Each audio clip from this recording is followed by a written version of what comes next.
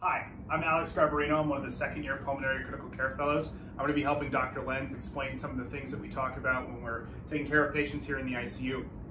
And this video is basically related to a common question that I'll get from most of my respiratory therapists and nurses, which is, help, my vent is high pressuring.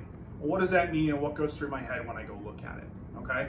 When a vent is high pressure alarming, it means that the ventilator is detecting a higher pressure in the circuit than it is programmed to accept, okay? So the first thing to remember is that the respiratory therapist, 99 times out of 100, is going to be the one setting that upper pressure alarm limit.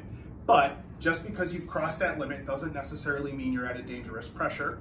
And just because you haven't crossed the pressure alarm limit doesn't mean you're not at a dangerous pressure. So whether the vent's alarming or not, a standard protocol for me rounding every day is to check that vent pressure and just see what my peak inspiratory pressures are at.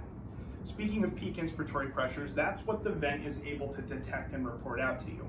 When that vent hits that high pressure alarm, it hits it because that peak pressure is crossing that. All right, so if we look at an airway pressure curve, where this is my airway pressure and this is just time that I can plot out, I'm gonna set an artificial limit for what I tell the vent is too high, okay? And when the vent gives a breath that doesn't get there, it's not going to alarm. If the vent delivers a breath that goes over it, it's gonna tell you that something's wrong, okay? Most of the time, the ventilator is not necessarily programmed to change its own pressure that it's being given, unless we're in that mode that we talked about, PRVC. Again, in PRVC, that PR stands for pressure regulated. So even though it's a volume controlled form of ventilation, the ventilator is allowed to adjust that pressure. And so it may buy you some of this back, but it's still going to alarm and tell you that it had to make a change in order to get under that safe line.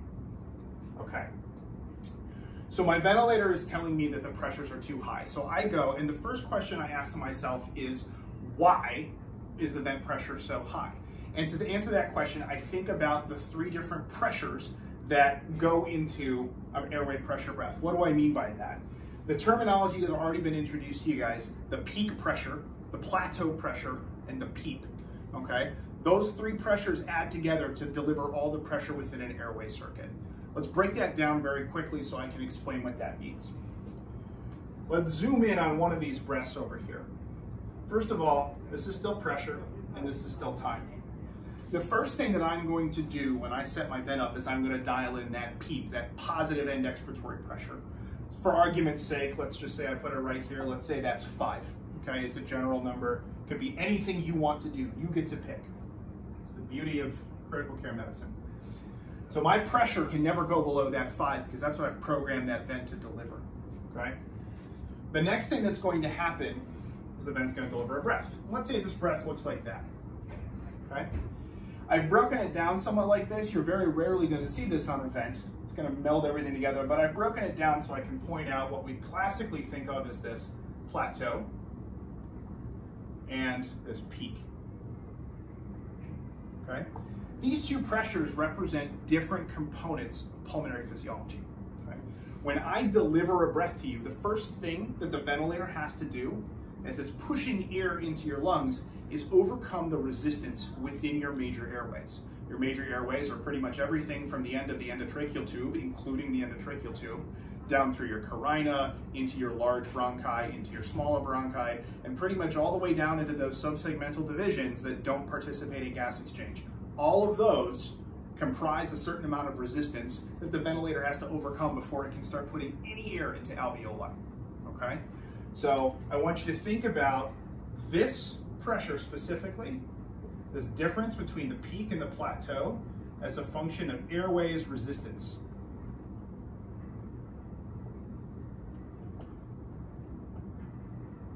Airways resistance, okay? Once it's overcome that resistance, it has to keep pushing air into the alveoli to get to that volume that it wanted to deliver, okay? The amount of pressure it takes to do that is different depending on how compliant your alveoli are. And you can imagine things like pulmonary fibrosis, which stiffens the lungs, or pulmonary edema, which makes them wet, or even somebody that just has a big chest wall and has Pickwickian syndrome and has pressure pushing on it from the outside. all of those things will make it harder to put air into the alveoli. We lump all that together into a term called lung compliance, and the difference between the plateau pressure and the PEEP is a function of compliance.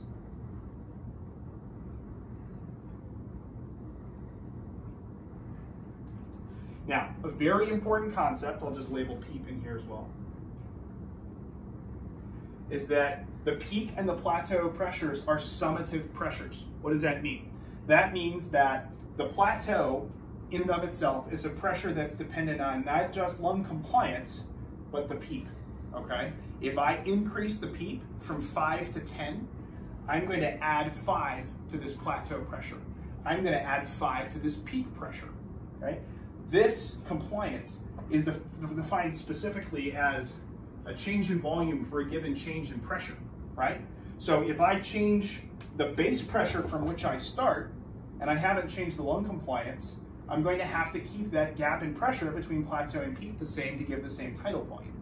So if I increase the PEEP, I'm increasing the plateau pressure, and I'm going to increase the peak pressure as well, all right? Similarly, as the plateau is dependent on the peak pressure is also dependent on the plateau pressure, all right? So if I come in with healthy lungs, and then I have a development that worsens my lung compliance, in order to get the same change in volume, I'm gonna have to have a higher change in pressure. So I increase that plateau pressure to deliver the same amount of volume. I'm gonna step to this side and draw out the same breath, same PEEP, but now I have to go to a higher peak and a higher plateau because I've worsened my lung compliance, okay?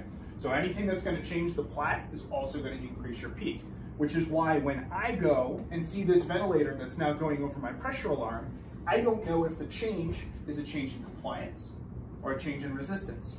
Or maybe somebody accidentally upped the PEEP and forgot to change the upper pressure alarm. This admittedly is fairly rare. So how do I figure out what's the problem? Where did the change happen? How do I find a plateau pressure when I'm rounding with my respiratory therapist who's freaking out? Well, we can do a maneuver called an inspiratory hold, which I'll show you how to do on some of our ventilators here in the hospital in a different video. But we do what's called an inspiratory hold. And I ask the ventilator to give a breath, because I lost my eraser. Let's just do it the old-fashioned way. I ask my ventilator to give a breath, and then I want to hold the breath at the end of inspiration, where the pressures in the circuit are the same as the pressures in the lung, okay? If that pressure that's held at the end of inspiration, that is the plateau pressure. That should directly reflect my compliance. So if I do that inspiratory hold and my plateau pressure is sky high compared to what it was before, I know that the change in pathology is a change in compliance. If, on the other hand, I do an inspiratory hold and I come back down here, but it's the peak pressure that by itself is now way over my alarm limit, I know the problem's an airway resistance problem.